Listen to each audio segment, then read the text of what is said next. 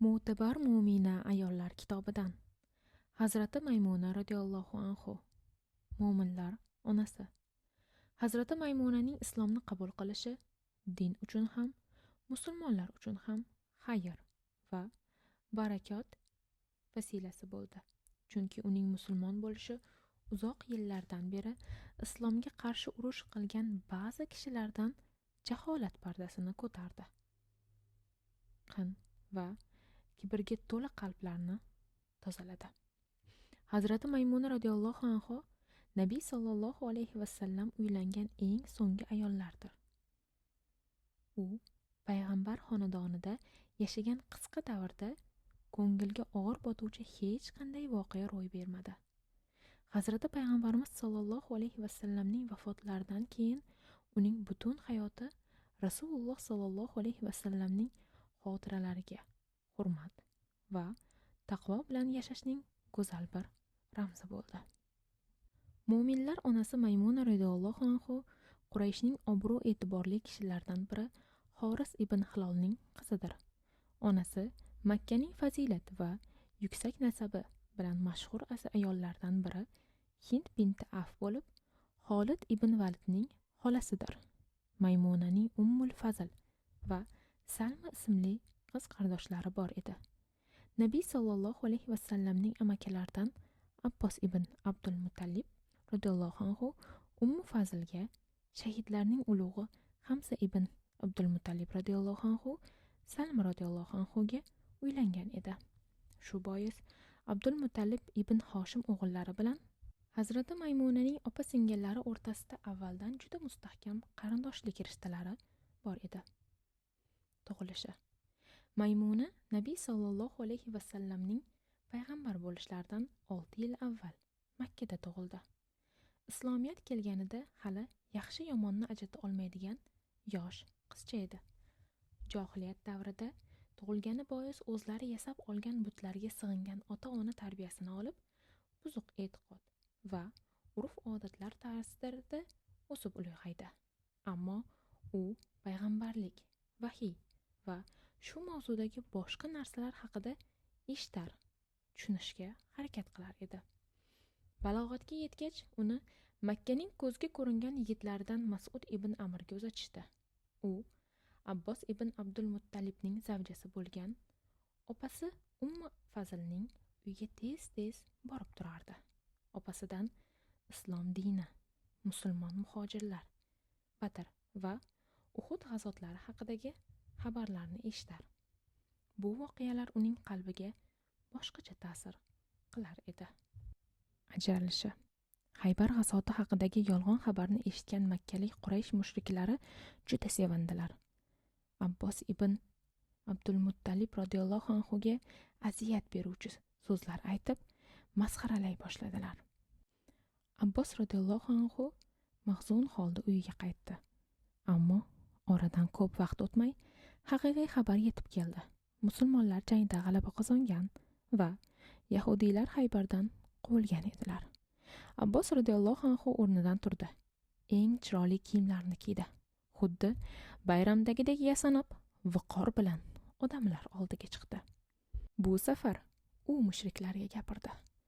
Biroz oldin yolg'on xabarni yoygan kishi uning so'zlarini tasdiqlagach, mushriklar jim bo'lib pushaymonda qoldilar. Abbos radhiyallohu anhu musulmonlarning Haybar jangida zafar qozonganini aytayotganida Maymuna opasi Ummu Fazlning uyida edi. Bu xabardan uning ham boshi osmonga yetdi. Uyiga qaytib, eri Mas'ud ibn Amrni tushkun holatda ko'rdi. Mas'ud zavjasining xursandligidan achchiqlanib, u bilan tortishib qoldi va oxir-oqibat uni tark etganini aytdi. Maymuna ham ortiq uning oldida qolmay, yana pochchasi Abbos ibn Abdul Muttalibning uyiga ketdi. Qazo umrasi. Hudaybiya sulhi tuzilganiga 1 yil to'ldi. Nabiy sallallohu alayhi vasallam musulmonlar bilan birga umra ibodatini ado etish uchun Makka tomon yo'l oldilar. Shaharga yaqinlashgach, barcha musulmonlarni to'xtashga buyurdilar. Rasululloh sallallohu alayhi vasallam bu yerda jangdagidek bir usul qo'llashni rejalashtirib, musulmonlarni ikki qismga ajratdilar. Birinchi qism Ka'bani tavof qilish uchun Makkaga kiradigan, ikkinchi qism esa qurollangan holatda Makka tashqarisida tayyor turadigan. Biror xavf tug'ilsa, mushriklarga hujum qiladigan bo'ldilar. Hammaga vazifalar aniq bo'lgach, yana yo'lga chiqishdi. Nihoyat uzoqdan bir yildirki ko'rish istagida intizor bo'lganlari ular uchun eshiklari yopilgan Makka ko'rindi. Uni ko'rar ko'rmas hamma yoqni musulmonlarning labbayk Allohumma labbayk degan ovozlari tutib ketdi. Musulmonlar ulug'vorlik va haybat bilan Hazrati payg'ambarimiz sollallohu alayhi vasallamning atroflarini o'rab olgan edilar. Hamma bir ovozdan takbir va tahlil aytardi. Musulmonlarning ovozlarini eshitganlar tog'larga qarab yugurardilar. Darhol shaharni bo'shatdilar.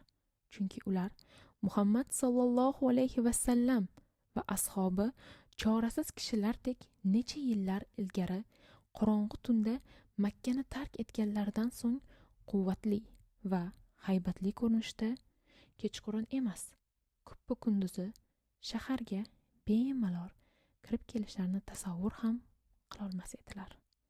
Makkada faqat erkaklardan bir necha kishi, Alloh taolo va rasuliga iymon keltirgan ayollar qolishdi xolos.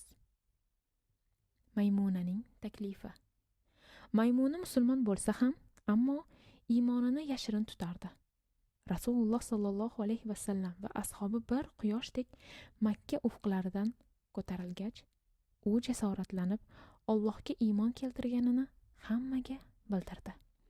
Bu xayrli voqeadan so'ng Maymuna Rasululloh sollallohu alayhi vasallamga zavja bo'lish istagida Abbos ibn Abdul Muttalib radhiyallohu anhu ni elchi qilib yubordi. Rasululloh sollallohu alayhi vasallam uning istagini qabul etib, unga mahr sifatida 400 dirham berdilar. Hudaybiya sulhida ko'rsatilgan 3 kunlik muhlat bitdi. Qurayshliklar Nabiy sollallohu alayhi vasallamga elchi yuborib, Makkada qolish payting tugadi. Endi chiqib ket dedilar. Rasululloh sollallohu alayhi vasallam kulimsiradilar va meni o'z holimga qo'ying. Undan ko'ra bir to'y qilib siz uchun taom hozirlatsam va to'yimga siz ham kelsangiz bo'lmaydimi dedilar. Nabiy sollallohu alayhi vasallamning Maymunaga uylanishlari sababli Makkada qolish muddatini uzaytirmoqchi va Qurayshliklar bilan qayta bitim tuzishni mo'ljallagan edilar. To'y uchun dasturxon tuzaldi. Qurayshning ulug'lari taklif etildi. Ular taklifni qabul etmadilar. Sening amalingga bizning ehtiyojimiz yo'q. Tezroq chiqib ket, dedilar. Ular bu gaplarni Rasululloh sollallohu alayhi vasallamning Makkada 3 kundan ortiq qolishlaridan qo'rqishlarini yashirish uchun aytdilar. Zero payg'ambar sollallohu alayhi vasallamning ziyoratlari ba'zi kishilarning aqli va ruhiga ta'sir qilgani ko'rina boshlagan edi. Masalan, Maymuna hammadan yashirib kelgan iymonini musulmonlar Makkaga kirishlari bilanoq ochiq e'lon qildi. Ustiga ustak Rasululloh sollallohu alayhi vasallamga zavja bo'ldi. Bu hol mushriklarni g'azablantirgan edi. Nabiy sollallohu alayhi vasallam ushbu majlisda Maymunaga uylanganlarni e'lon qildilar. Ammo Hudaybiya sulhiga amal qilib, jarchini chaqirib, darhol Madinaga qaytishni e'lon qilishni buyurdilar. Makkadan 10 mil uzoqlikdagi Saraf degan joyga kelganlarida Maymuna radhiyallohu anhu bilan go'shangaga kirdilar.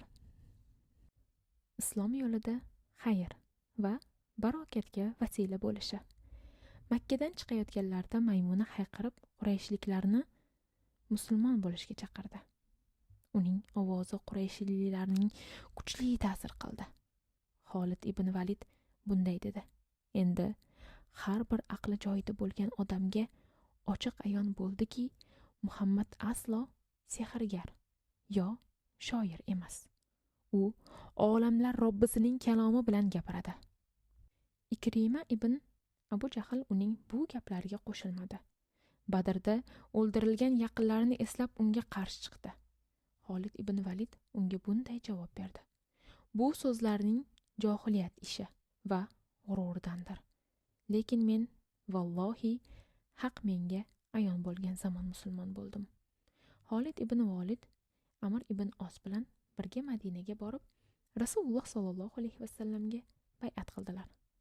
Ularning musulmon bo'lishi bilan islom yanada quvvatlandi. Shubha yo'qki, Maymunaning ochiq murojaat etishi Qurayshdan bir qancha kishilarning islomga kirishlariga katta ta'sir ko'rsatgan edi. Muborak xonadonda Maymuna Madinaga kelganidan so'ng payg'ambarimiz sollallohu alayhi vasallamning pokiza xonadonlarida qadrli zavja bo'lib yashadi. Musulmonlar uchun fazilatli ona bo'ldi. Itoatli, samimiy, vafodor ayol sifatida zavjalik vazifalarini ado etdi. Nabiy sollallohu alayhi vasallam unga Hamza ibn Abdul Muttalibdan beva qolgan opasi Salma bilan birga yashashga izn berdilar. Keyinchalik uning turmush ko'rmagan singlisi Umora ham shu xonadonda qoldi. Nabiy sollallohu alayhi vasallamning katta qizlari Zaynab vafot etgan yili Maymuna hali 25 yoshda edi. U Rasululloh sollallohu alayhi vasallamga tasalli berib, imkoni boricha dardlariga malham bo'lishga harakat qildi. Vafo ramzi. Rasululloh sollallohu alayhi vasallam vafot etganlaridan so'ng Maymuna uzoq yillar sog'-omon yashadi. Odam o'g'illarning sayyidi, hidoyat elchisi va insoniyatning muallimi bo'lgan payg'ambarimiz sollallohu alayhi vasallamning xotiralarini hurmat qilib, 50 yilcha umrini taqvo bilan o'tkazdi. Uning sadoqati, muhabbati shu qadar samimiy ediki, vafot etganidan so'ng Rasululloh sollallohu alayhi vasallam bilan turmush qurishgan joyiga dafn etishlarini vasiyat qildi. Shunga ko'ra uni Sarafga dafn etdilar. Alloh taolo Hazrati Maymuna onamizdan rozi bo'lsin. Amin.